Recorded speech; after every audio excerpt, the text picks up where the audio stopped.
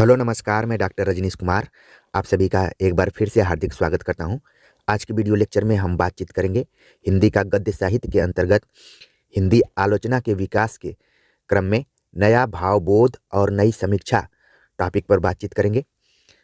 छायावादी काव्य की भावाभिव्यक्ति, कल्पना विधान और वैयक्तिक जीवन दृष्टि की प्रतिक्रिया में जीवन यथार्थ की अभिव्यक्ति पर बल देने वाली मार्क्सवादी जीवन दर्शन से प्रभावित प्रगतिवादी काव्य चेतना भी अपने विकास के प्रथम चरण में हिंदी जगत के काव्य संसार को अधिक प्रभावित नहीं कर सकी।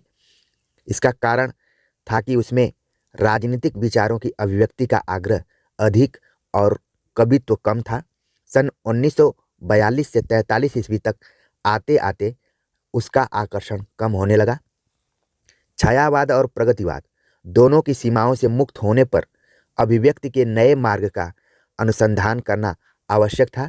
यानी कि छायावाद और प्रगतिवाद दोनों से मुक्त होने पर अभिव्यक्ति के नए रास्ते को खोजना जरूरी था।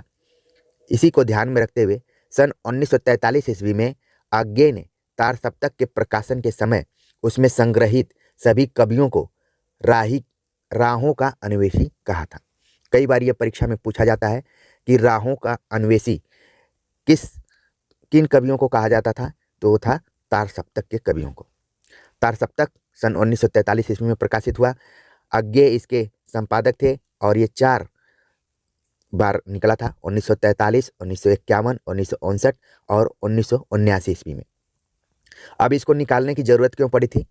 परंपरागत भाषा, छंद, अलंकार विधान, ध्वनि योजना, प्रतीक एवं बिंब नवीन युग की संश्लिष्ट जटिल संवेदना का साथ नहीं दे पा रहे थे।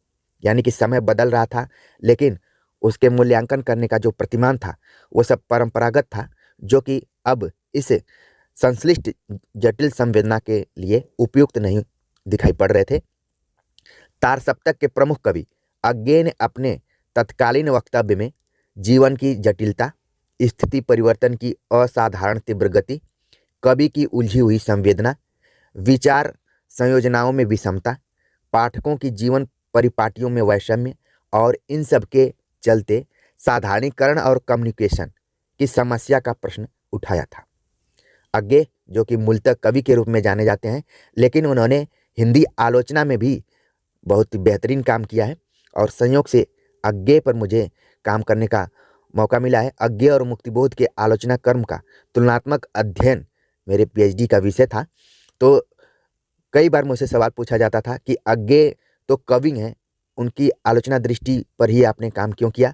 तो ये तमाम जो उन्होंने मुद्दे गिनाए कि जीवन की जटिलता, स्थिति परिवर्तन की असाधारण तीव्र गति, कवि की उलझी हुई संवेदना, विचार संयोजनाओं में विषमता, पाठकों की जीवन परिपाटियों में वैषम्य, साधारणीकरण और संप्रेषण की समस्या, ये सब उन्होंने अपने तमाम जो संपादन थे उनकी भूमिकाओं में खूब इसकी चर्चा करते थे। इसके अलावा उन्होंने बहुत सारी निबंधात्मक, आलोचनात्मक निबंध भी लिखे।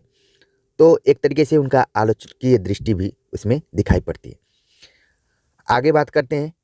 आज्ञे के साथ ही जैसा कि मैंने जिक्र किया कि मुक्तिबोध दूसरे महत्वपूर्ण कवि रहे हैं इस दौर के।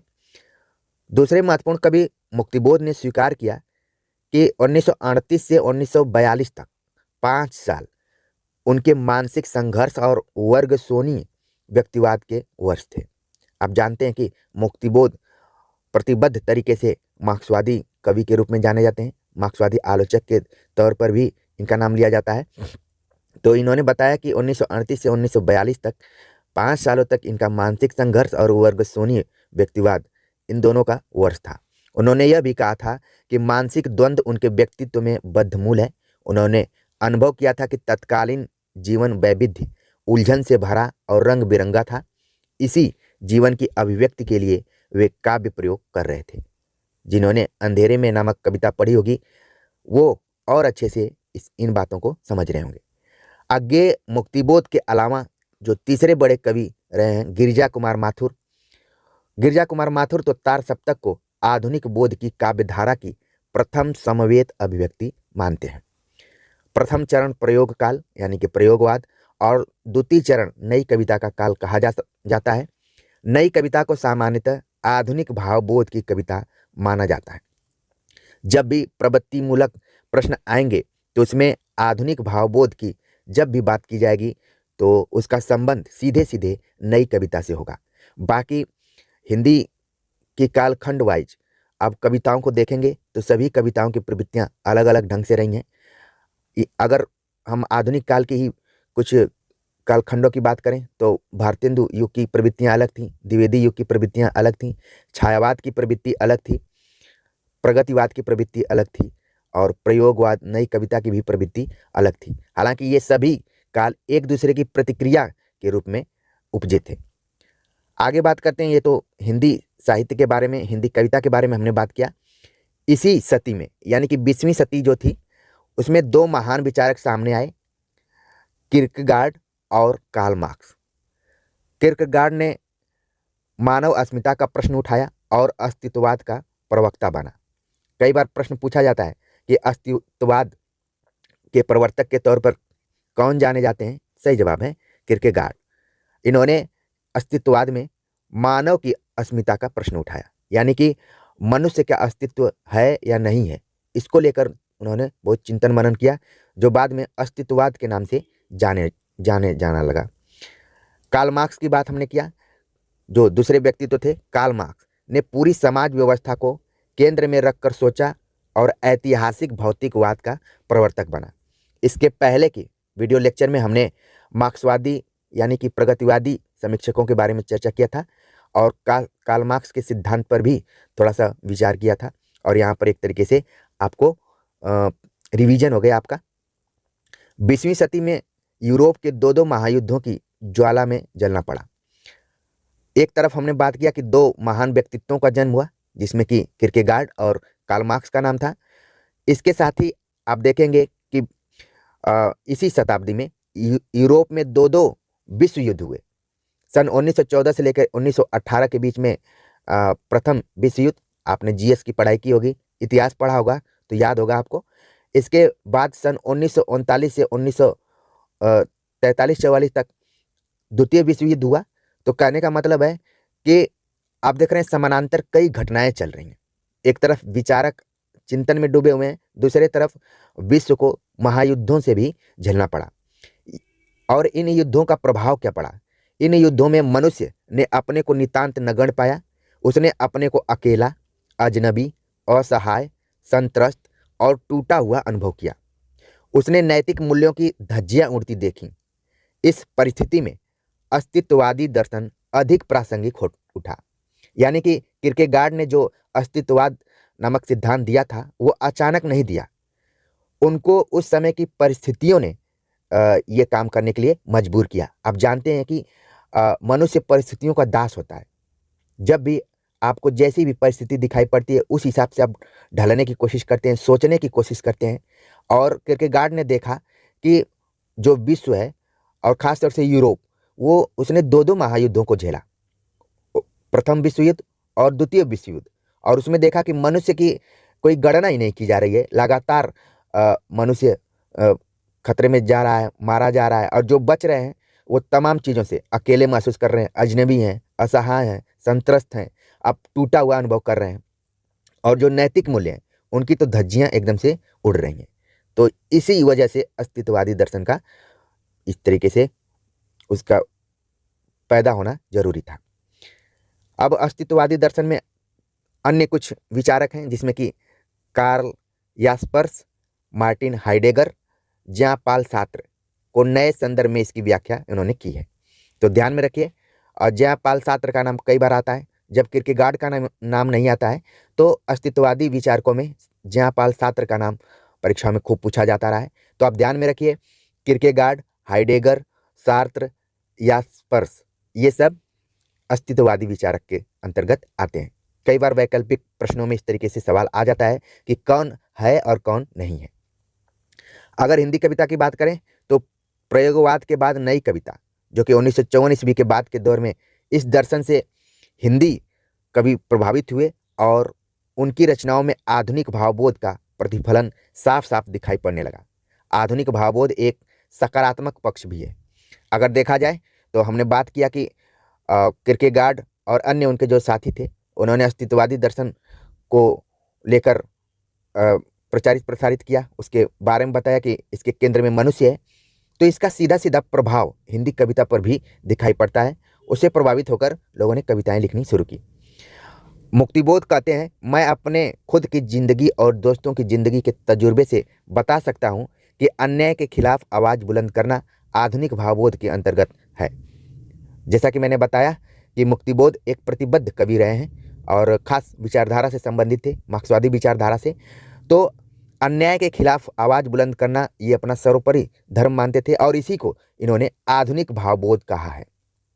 हर कालखंड में जो कवि होता है वो भावबोध से भरा रहता है और हर नई रचना उसके लिए अलग भावबोध को बताती है, संकेत करती है। लेकिन यहाँ पर मुक्तिबोध का मानना है कि अन्याय के खिलाफ आवाज बुलंद करना भी आधुनिक भावबोध के अंतर्गत ही आता है। प्रयोगवाद से लेकर नई कविता की प्रतिष्ठा तक के दौर में नया कवि संवेदना के स्तर पर अनुभूत नए जटिल भावबोध, यानी कि उसको आधुनिक भावबोध भी कह सकते हैं, आधुनिक भावबोध की अभिव्यक्ति के प्रयत्न में नए कलात्मक उपादानों और नए संवेदनशील कलात्मक भाषा को विकसित करता रहा और सब मिलाकर नई कविता जटिल और दीक्षागम्य हो गई। यानी कि प्रयोगवाद से लेकर नई कविता, कई बार प्रश्न उठता है कि प्रयोगवाद और नई कविता में अंतर है या फिर प्रयोगवाद का ही विकास है नई कविता। कई आलोचकों का मानना है कि प्रयोगवाद का विकास नई कविता के रूप में है और आप देखेंगे कि जितने प्रयोगवादी कवि थे आगे चलकर वे नई कविता के भी कवि हो जाते हैं। इसमें मुक्तिबोध का नाम सबसे पहले लिया जा सकता है। अब सवाल ये उठा कि जब आधुनिक भावबोध की बात की जा रही है तो क्या उसके लिए एक नई भाषा की जरूरत है, भाषा शैली, जबकि परंपरागत भाषा शैली को ये सब नकार रहे थे। तो आगे ने नए उपमान, नए प्रतीक, नए बिंब, इन सब की बातें की हैं। आप पढ़ेंगे कलगे बाजरी की कि एक कविता है, तो उसमें उन्होंने कहा कि ये उपमान मैले हो गए हैं, देवता इन प्रतीकों के कर गए हैं कूच, बासन अधिक घिसने से मुलम्मा छूट जाता है। कुछ इसी तरीके की कविता है, आपने पढ़ा भी होगा। तो ये सब आधुनिक भावबोध के संदर्भ में ही लिखी गई हैं। आगे बात करते हैं आधुनिक साहित्य बोध या भावबोध जब चर्चा के केंद्र में आया तो सन 1959 ईस्वी में श्री शिक्षायतन कॉलेज कलकत्ता में एक सेमिनार का आयोजन किया गया। ठीक है, यहाँ पर सेमिनार का आयोजन किया गया। पश्चिम में यह प्रक्रिया बहुत पहले शुरू हो गई थी। हालांकि आप देखेंगे कि भारत में या फिर हिंदी पट्टी में, भारत ही कह सकते हैं कि सन 1959 ईस्वी में इसकी शुरुआत हुई, लेकिन पश्चिमी देशों में ये शुरुआत बहुत पहले हो गई थी। वहाँ काव्य भाषा को ऐसा रूप देने का प्रयत्न किया गया था कि वह विचार काव्य के स्थान पर वस्तु काव्य को प्रतिष्ठित कर सके, यानी कि विचारशील काव्य के स्थान पर वस्तु काव्य। प्रगतिवादी कविता पर यही आरोप लगाया जाता है कि वो एक खास विचारधारा से प्रभावित होकर कवि कविता लिखता है, लेकिन वो कविता ना होकर ज़्यादातर राजनीतिक टाइप की चीज़ें दिखाई पड़ती हैं। आप देखेंगे कोई भी व्यक्ति अगर ज़्यादा किसी विचारधारा से प्रभावित हो जाता है तो वो थोड़ा सा अपने मार्ग से डाइवर्ट हो जाता है। कुछ आलोचकों और कवियों का मानना था कि साहित्य को या फिर कला को कला ही रहने देना चाहिए, उसको राजनीति से प्रेरित नहीं करना चाहिए। ठीक वैसे ही अगर कोई शिक्षक है, अगर वो अपने शिक्षक धर्म को नहीं निभा रहा है, बार बार आकर राजनीतिक बातों को कर रहा है, तो थोड़ा सा उसे पढ़ने में आपको दिक्कत हो सकती है। इसलिए जो चीज़ जिस चीज़ के लिए बनी हुई है अगर उसी में काम करे तो ज़्यादा बेहतर होगा, ऐसा कुछ लोगों का मानना था। इसीलिए प्रगतिवादी कवियों के प्रतिक्रिया में, उनके एक तरीके से विरोध में प्रयोगवाद का शुरुआत हुई। ठीक है, तो हम देख रहे हैं कि प्रतिक्रिया में यहाँ पर बताया जा रहा है कि विचार काव्य के स्थान पर वस्तु काव्य, यानी कि आप कविता में जो उसका भाव पक्ष है, शिल्प पक्ष है, उसको ध्यान में रख के लिखिए, ये न कि केवल एक विचार से प्रभावित रहिए। बिंबवाद, प्रतीकवाद और घनवाद जैसे आंदोलन इसी प्रयत्न के परिणाम थे। जो आगे चलकर बिंबवाद, प्रतीकवाद, घनवाद जैसे आंदोलन चले, वो सब इसी प्रतिक्रिया के एक तरीके से फलस्वरूप उत्पन्न हुए थे। आलोचना के क्षेत्र में टी.एस. इलियट ने अपना प्रसिद्ध निर्वैयक्तिकता का सिद्धांत प्रस्तुत किया था। ये कई बार परीक्षाओं में पूछा जा चुका है कि निर्वैयक्तिकता का सिद्धांत किसने दिया था? टी.एस. इलियट ने। जब ये सिद्धांत प्रस्तुत किया था तो उसने एक प्रकार से काव्य स्वाद की प्रक्रिया को वैज्ञानिक और वस्तुनिष्ठ बनाने की ही कोशिश की थी। यानी कि निर्वैयक्तिकता के सिद्धांत के माध्यम से टी.एस. इलियट ने काव्य का स्वाद क्या होना चाहिए, काव्य किस दृष्टिकोण से लिखा जाना चाहिए, उसकी प्रक्रिया को उन्होंने वैज्ञानिक और वस्तुनिष्ठ तरीके से प्रस्तुत करने की कोशिश की थी। हिंदी में जब जटिल अनुभूति वाली नई कविता के विवेचन और मूल्यांकन का प्रश्न उठा तो छायावादी संस्कारों से युक्त सौष्ठववादी समीक्षा व्यर्थ सिद्ध हो गई। जब हिंदी में इस तरीके की बातें उठी जटिल अनुभूति वाली नई कविता के विवेचन को लेकर, तो जो सौष्ठववादी समीक्षक थे, आमतौर पर नंदुलारे वाजपेयी को सौष्ठववादी समीक्षक के रूप में माना जाता है। आप देखेंगे कि छायावाद और द्विवेदी युग की जो हिंदी आलोचना रही है वो दूसरे ढंग की रही है, जिस पर कि मैं बहुत पहले बातचीत कर लिया हूँ। आप सब उन सारी वीडियोज को जरूर देखिए ताकि आपका एक तारतम्य, एक लिंक आप इस लेक्चर से जुड़ सके। तो यहाँ पर बताया जा रहा है कि जब कवियों ने नए भावबोध से कविता लिखनी शुरू की तो उसका जो मूल्यांकन था वो पुरानी समीक्षा पद्धति पर नहीं हो सकता था। उसके लिए नई आलोचना, नई समीक्षा की जरूरत पड़ी। अब आपको इस टॉपिक का थोड़ा सा क्लैरिफिकेशन हो रहा होगा कि नया भावबोध और नई समीक्षा क्या है। तो पहले नया भावबोध आया, इसके बाद उसके मूल्यांकन करने के लिए, उसकी समीक्षा करने के लिए नई समीक्षा की जरूरत पड़ी। यहाँ पर बताया जा रहा है कि सौष्ठववादी समीक्षा इसके लिए व्यर्थ सिद्ध हुई। परंपरागत शास्त्रीय प्रतिमानों में रस और प्रासंगिक प्रमाणित हो गया। ध्वनि और वक्रोक्ति की उपयोगिता एक सीमा तक स्वीकार हुई, किंतु नए संदर्भ में इनके पुनराख्यान की आवश्यकता का अनुभव किया गया। मार्क्सवादी समीक्षकों के लिए रचना की पूर्ण स्वायत्तता स्वीकार करना संभव नहीं था, इसलिए आरंभिक दौर में इसके प्रति उनका रुख नकारात्मक ही बना रहा। ऐसी स्थिति में कविता के नए प्रतिमानों की खोज में आंग्ल अमेरिकी साहित्य में प्रतिष्ठित नई समीक्षा से प्रेरणा और प्रभाव ग्रहण करना स्वाभाविक था। जब प्रयोगवादी कवि या फिर नई कविता के कवि कविताएं लिखना शुरू किए तो परंपरागत जो समीक्षा पद्धति थी उस पर उनका मूल्यांकन नहीं किया जा सकता था, नई समीक्षा की जरूरत थी। तो अब ये नई समीक्षा कहाँ से लाई जाए, तो इसकी खोज आंग्ल अमेरिकी यानी कि जो नई समीक्षा है, खासतौर से यहाँ जो प्रयुक्त की जा रही है नई समीक्षा अमेरिकी साहित्य से ली गई है। यानी कि आपके दिमाग में नई समीक्षा जब कोई कहे तो तुरंत अमेरिका का चित्र आना चाहिए। ये सब इंग्लैंड और यूरोप, फ्रांस ये सब से नहीं आई हुई है, बल्कि अमेरिका से आई है। सबसे पहले कोलंबिया विश्वविद्यालय के तुलनात्मक साहित्य के प्रोफेसर स्पिनगार्न ने सन 1911 ईस्वी में नई समीक्षा शीर्षक से एक शोध पत्र लिखा। यह शोध पत्र सन 1913 ईस्वी में प्रकाशित हुआ। कई बार परीक्षाओं में पूछा जाता है कि नई समीक्षा शब्द का सबसे पहले प्रयोग कौन किया या फिर नई समीक्षा के प्रवर्तक कौन है। तो यहाँ पर आप देख रहे हैं कि नई समीक्षा पर एक शोध लेख लिखा था स्पिनगार्न ने। तो ये कोलंबिया विश्वविद्यालय में प्रोफेसर थे और तुलनात्मक साहित्य पढ़ाते थे।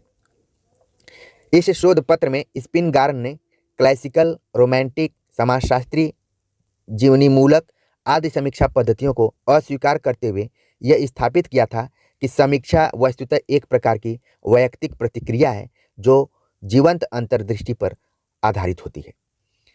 इतने लिखने के बावजूद स्पिनगार्न ने बताया कि जो समीक्षा है एक प्रकार की ये वैयक्तिक प्रतिक्रिया है जो जीवन अंतर्दृष्टि पर आधारित होती है। टी.एस. इलियट की द सेक्रेड वुड, मिडल्टन मरे की द प्रॉब्लम ऑफ स्टाइल और आई.ए. रिचर्ड्स की प्रिंसिपल ऑफ लिटरेरी क्रिटिसिज्म जैसी कृतियों के माध्यम से इसके आधार तत्वों का विकास हुआ। यानी कि नई समीक्षा के जो आधार तत्व हैं उनका विकास हुआ। तो टी.एस. इलियट की द सेक्रेड वुड याद रखिए, कई बार परीक्षाओं में पूछा जा चुका है। मिडल्टन मरे की द प्रॉब्लम ऑफ स्टाइल, ये भी परीक्षाओं में आ चुकी है। आई.ए. रिचर्ड्स काफ़ी इंपॉर्टेंट पाश्चात्य विचारकों में से एक, प्रिंसिपल ऑफ लिटरेरी क्रिटिसिज्म, ये सब नई समीक्षा के अंतर्गत आने वाली आलोचनात्मक कृतियां हैं और उसके आधार तत्व हैं। रिचर्ड्स को अमेरिका में नई समीक्षा का जनक स्वीकार किया जाता है। हालांकि नई समीक्षा शब्द का प्रयोग सबसे पहले स्पिनगार्न ने किया, लेकिन अगर देखा जाए सही मायने में तो आई.ए. रिचर्ड्स को अमेरिका में नई समीक्षा का जनक स्वीकार किया जाता है। तो परीक्षा के दृष्टिकोण से इंपॉर्टेंट है। नई समीक्षा को पूर्णतः प्रतिष्ठित करने वाले जॉन क्रोरेंसम ने कहा कि रिचर्ड्स से ही नई समीक्षा की शुरुआत हुई है।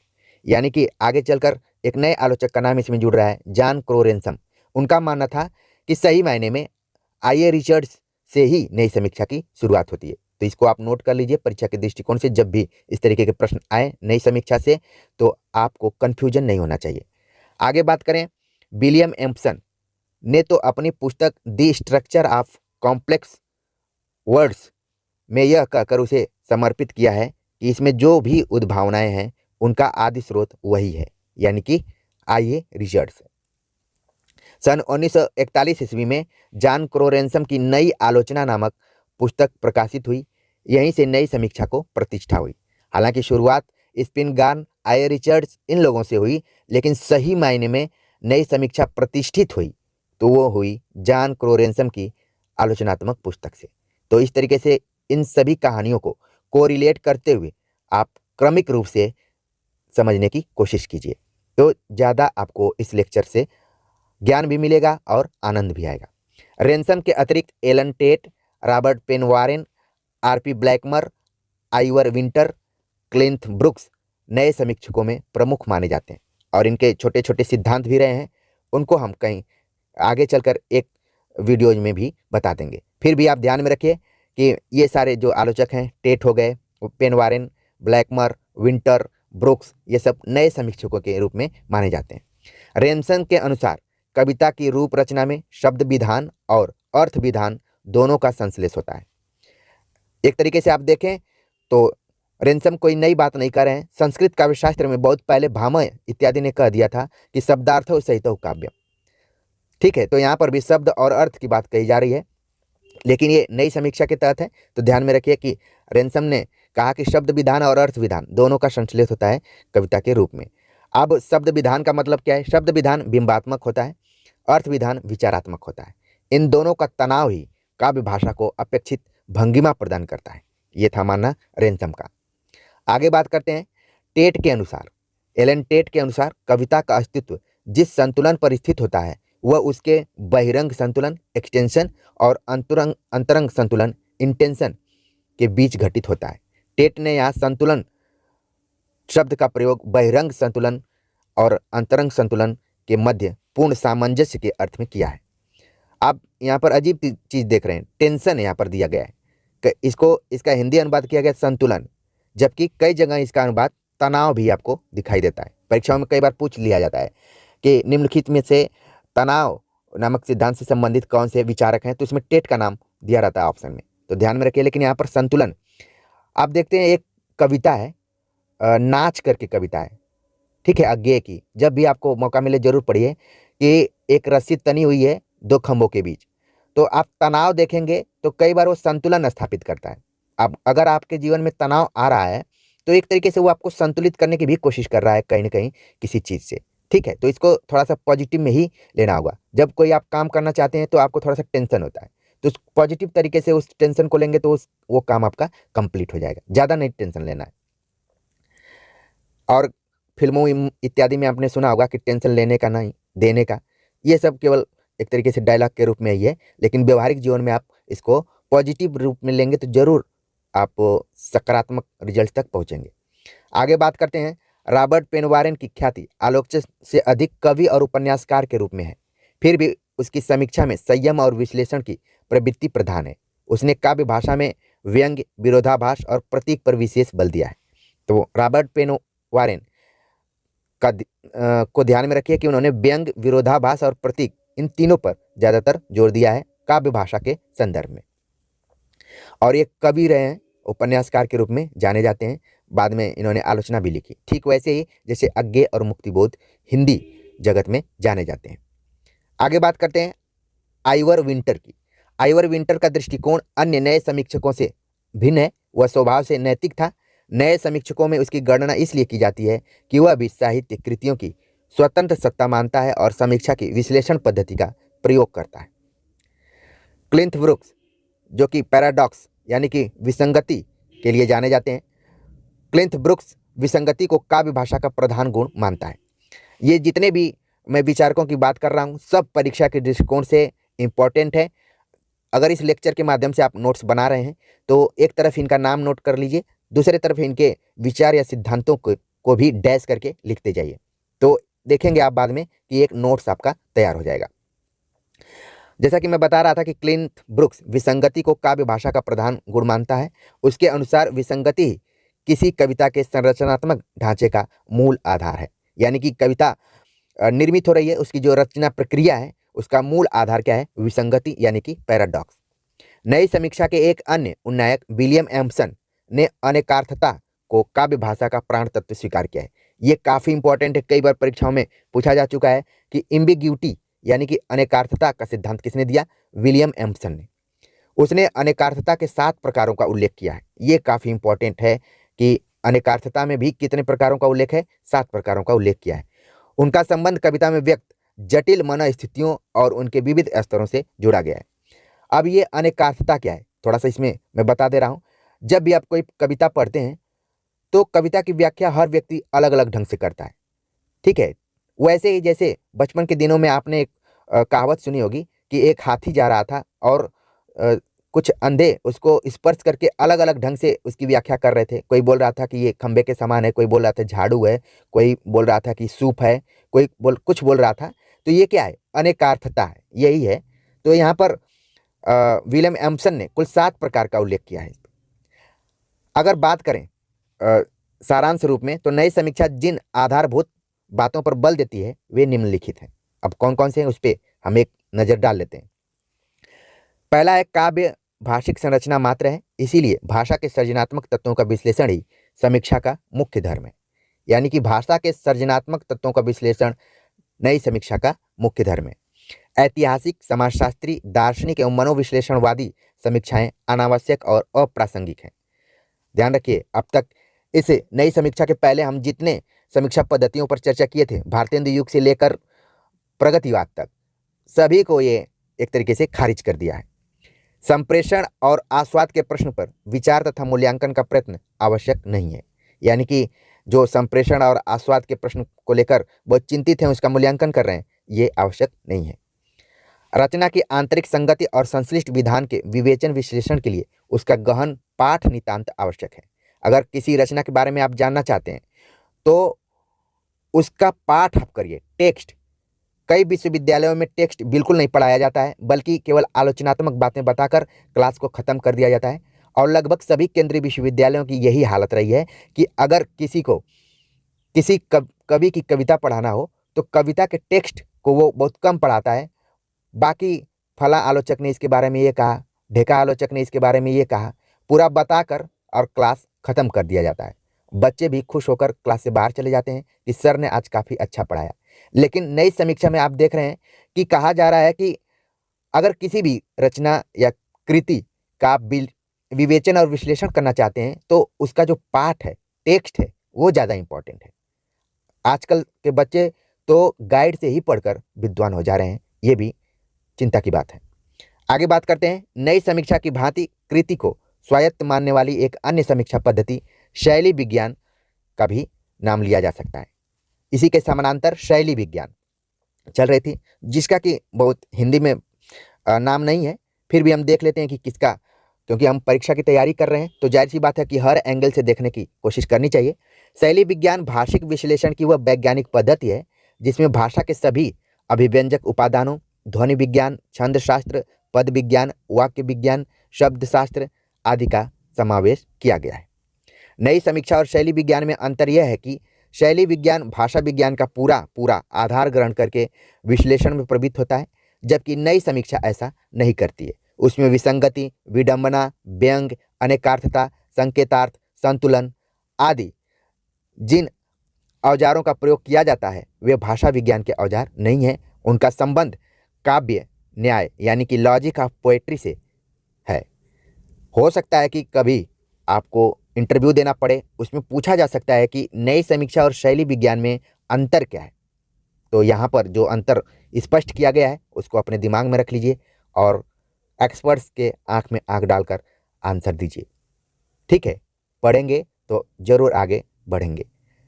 आगे बात करते हैं कि शैली विज्ञान का कुछ हिंदी में प्रभाव है या नहीं है। हिंदी में शैली वैज्ञानिक आलोचना को विशेष महत्व नहीं मिला। प्रख्यात शैली वैज्ञानिक समीक्षक रविंद्र श्रीवास्तव द्वारा केदारनाथ सिंह की प्रसिद्ध कविता इस अनागत का क्या करें कि जो शैली विज्ञान वैज्ञानिक आलोचना की गई है। यानी कि मेन बात बताने का था कि शैली विज्ञान जो समीक्षा है उससे जुड़े हुए हैं रविंद्र श्रीवास्तव। ठीक है, ये ध्यान में रखिए। आगे बात करते हैं। संरचनावाद की अवधारणा का मूल स्रोत जेनेवा और पेरिस में भाषा विज्ञान के प्रोफेसर फर्नांडिस सस्यूर द्वारा प्रतिपादित भाषा सिद्धांत है। अब हम संरचनावाद पर बात करने लगे, क्योंकि नई समीक्षा में कई छोटी छोटी धाराएं शामिल हैं, कई विचारकों के अपने विचार शामिल हैं जो कि नई समीक्षा को निर्मित करते हैं। उसमें संरचनावाद का नाम भी लिया जाता है और इंटरव्यू के दृष्टिकोण से तो इसका अहम रोल है। और परीक्षा में संरचनावाद से 1-2 प्रश्न आ ही जाते हैं कि संरचनावाद के प्रवर्तक कौन है, सस्यूर, या फिर संरचनावाद का मुख्य विषय वस्तु क्या है। तो ये भाषा सिद्धांत है, ये भाषा पक्ष पर ज़्यादा जोर देता है। सस्यूर के अनुसार भाषा के 2 रूप हैं, ये काफ़ी इंपॉर्टेंट है कि फर्दिनांड डी सस्यूर के अनुसार भाषा के 2 रूप हैं, एक है लांग, दूसरा है परोल।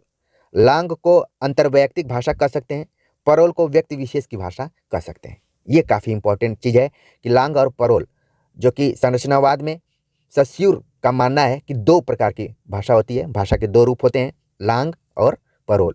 लांग को उन्होंने बताया अंतर्वैयक्तिक भाषा व्यवस्था और परोल को बताया व्यक्ति विशेष की भाषा। संरचनावाद के लिए रचना शब्द शाब्दिक या भाषिक संरचना है, इसीलिए रचना के वैचारिक भावात्मक अभिप्राय का विवेचन संरचनावाद के अंतर्गत नहीं आता। यानी कि संरचनावाद के लिए रचना शाब्दिक या भाषिक संरचना है।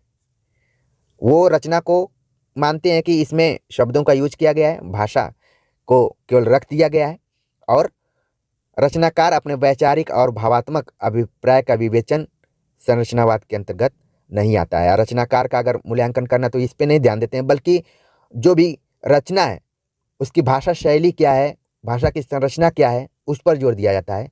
ये नहीं देखा जाता है कि ये अज्ञेय द्वारा लिखी गई है कि मुक्तिबोध द्वारा लिखी गई है, या फिर जो समकालीन में कवि हैं, पहले कवि का नाम इसमें नहीं आता है, बल्कि जो आलोचक होता है वो कविता देखता है, फिर उसकी भाषा शैली पर बातचीत करता है, इसके बाद उसका मूल्यांकन करता है।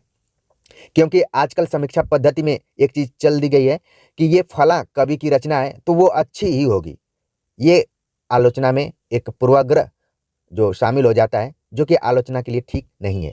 आलोचना की पहली बात होती है कि वो निष्पक्ष होती है, तटस्थ होती है। ठीक है।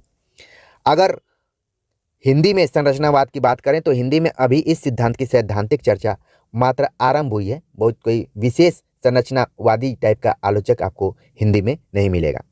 हिंदी में नई समीक्षा ठीक उसी रूप में नहीं आई जिस रूप में अमेरिकी नई समीक्षकों ने उसे प्रतिष्ठित किया था। एक चीज़ और ध्यान में रखना है कि जिस नई समीक्षा की हम चर्चा कर रहे हैं वो ठीक वैसे ही नहीं यहाँ पर प्रसारित है या फिर प्रचलित है या फिर उसका उपयोग होता है जैसा कि अमेरिका में होता है। वहाँ की जो नई समीक्षा पद्धति वो अलग ढंग से है।